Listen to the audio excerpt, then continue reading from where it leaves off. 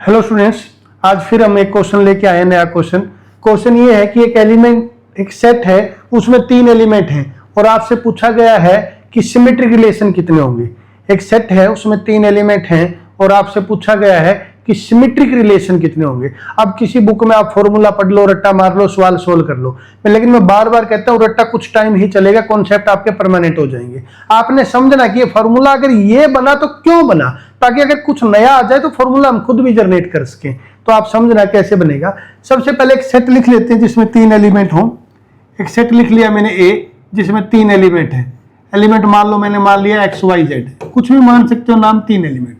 तो सबसे पहले आपने समझना कि रिलेशन क्या होता है। अब रिलेशन होता है इनकी कार्टेशियन प्रोडक्ट का सबसेट। तो आपने पहले ए की कार्टेशियन प्रोडक्ट बनानी है, ए के साथ ही, मतलब ए के जो एलिमेंट है वो दो के पेयर में लिख देने हैं कि कितनी पॉसिबिलिटी होगी। तो देखो बच्चों, कितनी पॉसिबिलिटी होगी आपका। ये एक्स हो सकता है, एक्स वाई हो सकता है और एक्स जेड हो सकता है। एक्स के साथ तो 3 पॉसिबिलिटी है और तो कुछ होगी नहीं। फिर आगे वाई एक्स, वाई वाई और वाई जेड। फिर आपका जेड एक्स, जेड वाई और जेड जेड, ये पॉसिबिलिटी है आपकी। अब इनका कोई भी सबसेट उठा लो इसमें से, ये कार्टेशियन प्रोडक्ट है, इसका कोई भी सबसेट है तो वो एक रिलेशन कहलाता है। अब सुनो, इसका कोई भी सबसेट लोगे तो सबसेट का मतलब क्या होता है, आपने +1 में पढ़ा होगा, इसके एलिमेंटों से बना हुआ सेट। अब इसके एलिमेंटों से बना हुआ है तो आपकी मर्जी है, कोई भी एलिमेंट लो या ना लो। सुनना, कोई भी एलिमेंट आप सेट में लो या ना लो, लेकिन लेना ही नहीं में से अगर लोगे तो इस एलिमेंट के पास, ये पर्टिकुलर एलिमेंट, कितनी चॉइस है इसके पास? 2 चॉइस है। या तो आप सेट बनाते हो, इसका जब सबसेट बनाओगे, या तो इस एलिमेंट को आप लोगे या तो नहीं लोगे। नेक्स्ट एलिमेंट के पास में कितनी चॉइस है? 2 चॉइस है, या तो आप लोगे या तो नहीं लोगे। तो इस प्रकार से टोटल एलिमेंट कितने? 9। तो 9 के पास कितनी चॉइस है? 2।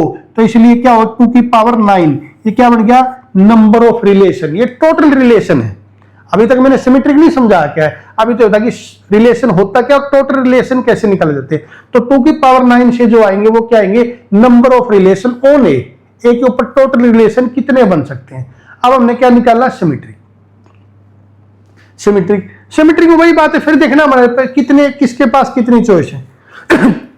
अब सुनना, सिमेट्रिक क्या कहता है? सिमेट्रिक कहता है अगर एक्स वाई से रिलेट हो तो वाई एक्स से रिलेट पक्का होना चाहिए। यही इंप्लाइज करता है ना, मतलब अगर आपके रिलेशन में एक्स वाई है तो वाई एक्स लेना ही पड़ेगा, अगर नहीं लोगे तो वो रिलेशन आपका सिमेट्रिक नहीं बनेगा। अगर एक्स वाई है तो वाई एक्स भी आपने लेना पड़ेगा। तो कुल मिला के इन दोनों एलिमेंटों में से एक ही एलिमेंट आप ले सकते हो, दूसरे के पास तो आपकी कोई चॉइस बचेगी नहीं, वो अपने आप आ जाएगा। एक एग्जाम्पल से समझाता हूं, आप बहुत अच्छे से समझ सकते हो।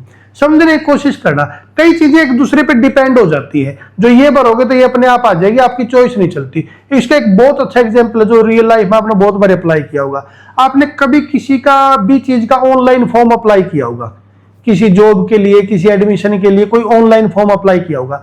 जब आप ऑनलाइन फॉर्म अप्लाई करते हो तो आप अपनी डेट ऑफ बर्थ भरते हो कि मेरी डेट ऑफ बर्थ ये है। जब डेट ऑफ बर्थ भरते हो तो उसके नीचे एक कॉलम होता है एज का, तो आप डेट ऑफ बर्थ भर दो तो एज अपने आप आ जाती है। आप ये नहीं कि डेट ऑफ बर्थ तो भर दिया आपने 2004, ठीक है, 2004 के अकॉर्डिंग आप हो गए 22 साल के, लेकिन एज आप 18 करना चाहो तो ऐसा नहीं होगा। आप डेट ऑफ बर्थ भरो, जो एज वाला कॉलम हो वो उसके ऊपर डिपेंडेंट है, वो भर के अपने आप कंप्यूटर कैलकुलेट करेगा और वो आ जाएगा। तो मतलब क्या हुआ, वहां से 2 कॉलम रहे हैं, 2 खाली दिख रहे, लेकिन 2 आप भर नहीं पाओगे, भर एक ही पाओगे। डेट ऑफ बर्थ जैसे ही भरोगे तो एज अपने आप आ जाएगी। उसी प्रकार से इन दोनों एलिमेंट में से एक लोगे तो ये आ जाएगा।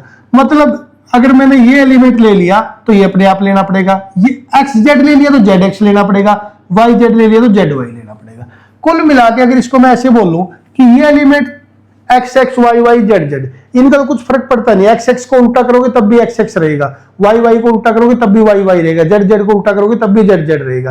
लेकिन इनको छोड़कर अगर ऊपर वाले ले लिए तो नीचे वाले अपने आप आ जाएंगे, और नीचे वाले ले लिए तो अपने जो ऊपर वाले हैं वो अपने आप आ जाएंगे। कुल मिला के जो मैंने ऐसी लाइन लगाई है, इसके नीचे नीचे आप मान लो आपकी चॉइस है, ऊपर वाले तो अपने आप आ जाएंगे। तो ये समझना, ये जो है 1 इस पे एक एलिमेंट है, अगली लाइन पे कितने एलिमेंट है? 2, और अगली लाइन पे कितने एलिमेंट है? 3।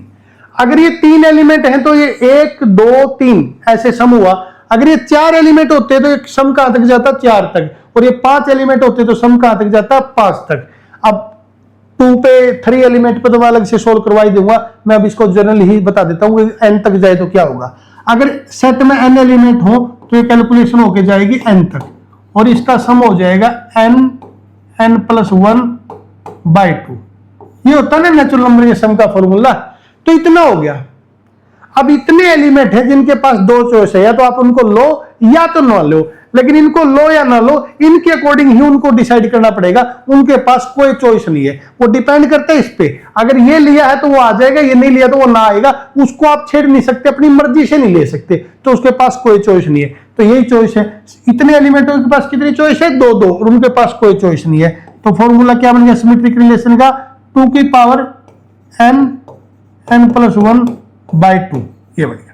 अगर पर्टिकुलर बात करें इसकी, इसमें एलिमेंट 3 है तो ये सम 3 तक जाता, और 3 तक जाता तो 3 2 5 और 1 6, ये 6 हो जाता। तो आंसर कितना आता? 2 की पावर 6।